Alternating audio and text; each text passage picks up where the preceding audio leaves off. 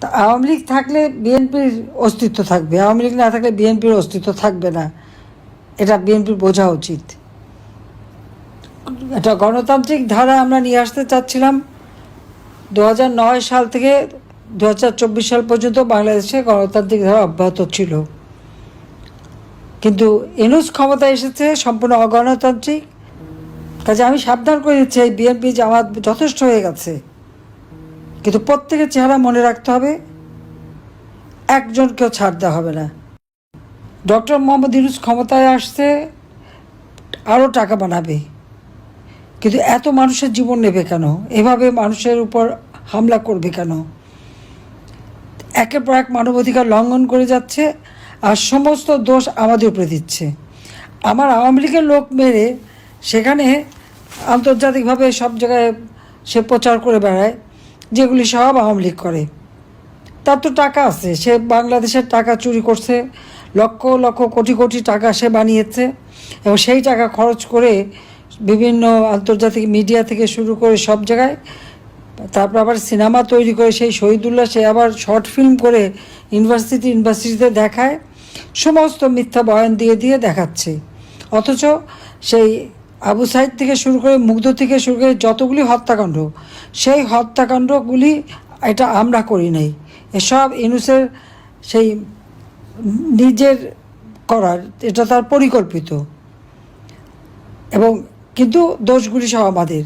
আর যারা এই ধরনের ঘটনাগুলি ঘটাচ্ছে তাদেরকে দিয়েছে দায় মুক্তি, অর্থাৎ এদের বিরুদ্ধে কোনো বিচার নাই, কোনো নালিশ নেই, কেউ কিছু করতে পারবে না।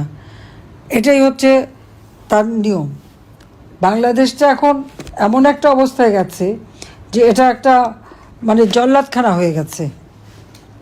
যখনই যেখানে সব, এমন কোনো পরিবার নাই যে যাদের উপর হামলা, লুটপাট আর নির্যাতন না হচ্ছে।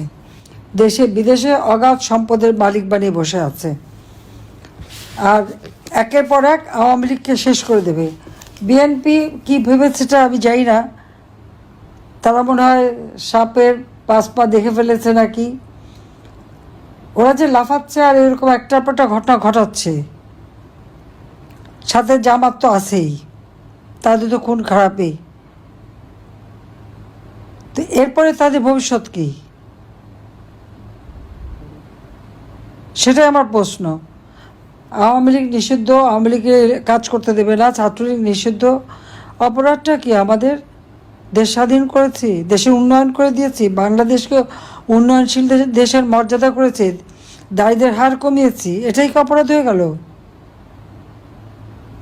দারিদ্রের হার কমিয়ে ফেলাতে কি ইউনূসের ক্ষুদ্র ঋণের ব্যবসা সীমিত হয়ে যাবে?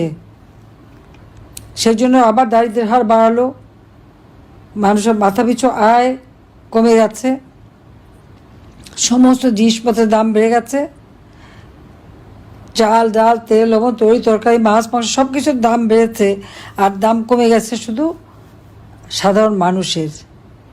লাশ ফেলবে, কারণ লাশ ফেলে সরকারে আসা। 2024 সালের 15 জুলাই থেকে লাশ ফেলতে শুরু করেছে ইউনূস, তার মেটিকুলাস ডিজাইনের অংশ। এবং সত্য কথা তো বেরিয়ে যায়, তো রাখতে পারে না। ইউনূসের এক সমন্বয়ক এনসিপি পার্টির নেতা আমার বিরুদ্ধে সাক্ষী দিতে যেয়ে বলে দিয়েছে 4 আগস্টে নাকি ইউনূসকে সরকার গঠন করতে বলে দিয়েছিল। জনগণের ভোটে নির্বাচিত সরকার প্রধান আমি, সেই ক্ষমতায় থাকতে আরেকজনকে এইভাবে সরকার গঠন করতে অনুরোধ করা কী কারণে? সংবিধান লঙ্ঘন করা, স্বাধীনতা সার্বভৌমত্ব লঙ্ঘন করা। আর ইউনূস এবং তার উপদেষ্টা সবারই তো আবার বিদেশি নাগরিকত্ব আছে। যে কটা উপদেষ্টা নিয়ে এসেছে তার বোধহয় 60% তো বিদেশি নাগরিক। আর ইউনূস নিজেরও তো বাংলাদেশে একটা পাসপোর্ট তার আছে, কিন্তু সে কোথাকার নাগরিক সেটা তো আমরা জানি, একেবারে জানি না তা তো না।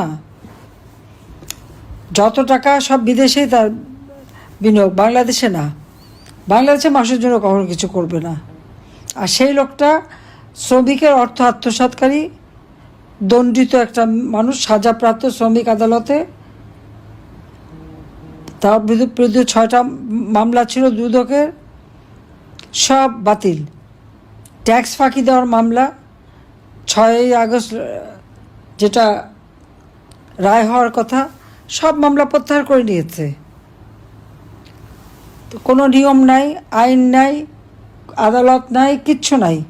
সব জায়গায় দলীয়করণ, নির্বাচন কমিশন, দুর্নীতি দমন কমিশন, পাবলিক সার্ভিস কমিশন, উচ্চ আদালত, সব কিছুতে তাদেরকে সব এই জঙ্গির ভয় দিয়ে সব পদত্যাগ করানো এবং সেখানে দলীয় লোক বসানো। বেশিরভাগই জামাতের লোকরা বিভিন্ন জায়গায় বসে আছে, আর বিএনপি হলো লুটপাটে ব্যস্ত, আর আওয়ামী লীগ নিধনে ব্যস্ত। তা আওয়ামী লীগ থাকলে বিএনপির অস্তিত্ব থাকবে, আওয়ামী লীগ না থাকলে বিএনপির অস্তিত্ব থাকবে না। এটা বিএনপির বোঝা উচিত। একটা গণতান্ত্রিক ধারা আমরা নিয়ে আসতে চাচ্ছিলাম। 2009 সাল থেকে 2024 সাল পর্যন্ত বাংলাদেশে গণতান্ত্রিক ধারা অব্যাহত ছিল, কিন্তু ইউনূস ক্ষমতায় এসেছে সম্পূর্ণ অগণতান্ত্রিক, অবৈধভাবে, সংবিধান লঙ্ঘন করে এবং ধাপ্পাবাজি দিয়ে। সেই হাইকোর্টের যে মতামতের কথা বলা, সেটাও মিথ্যাচার। আমার পদত্যাগের ছবি, সেটাও মিথ্যা। আমি যে চিঠি লিখছি, সেটাও মিথ্যা। সব ভুয়া, সমস্ত ভুয়া ঘটনা তথ্য দিয়ে ক্ষমতা দখল করে এখন আওয়ামী লীগ নেতা কর্মী হত্যায় যজ্ঞে নেমে গেছে। ইউনূসের কি, তার তো বিদেশি, আর উপদেষ্টা তো ভাগবে, তো যারা দেশে আছে তারা কোথায় যাবে? এই জঙ্গি সন্ত্রাসীরা যাবে কোথায়? এদের বিচার একদিন হবে।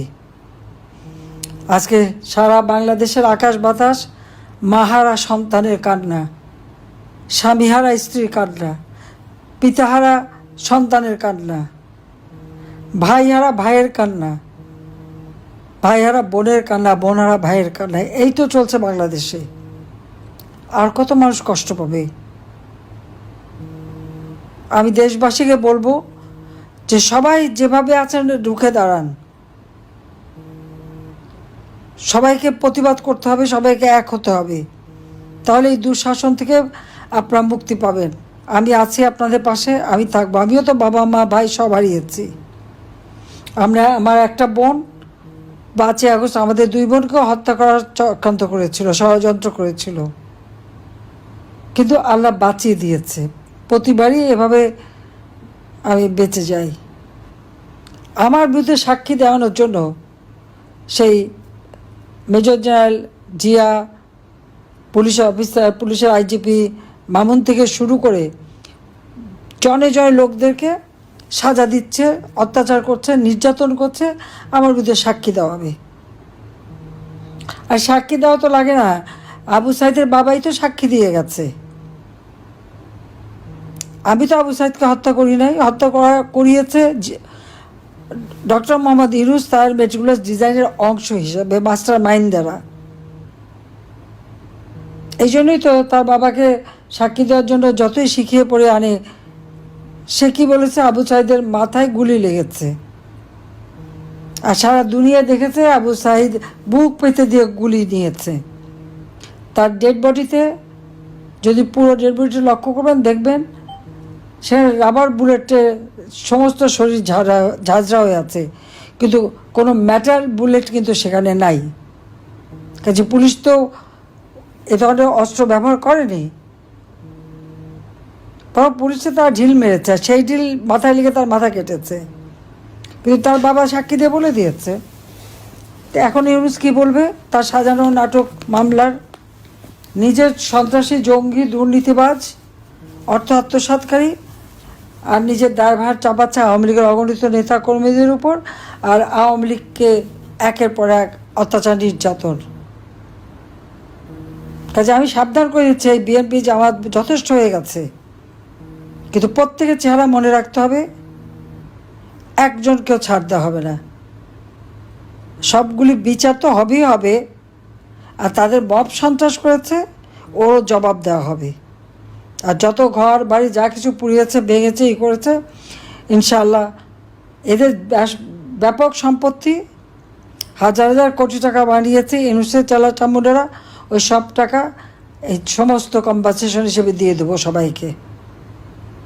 আল্লাহ যেন সেই দিনটা দেয়, শুধু সেই দোয়া করেন। আমি আছি আপনাদের সাথে, দেশের মানুষের সাথে। সবাইকে ধন্যবাদ। জয় বাংলা, জয় বঙ্গবন্ধু, বাংলাদেশ।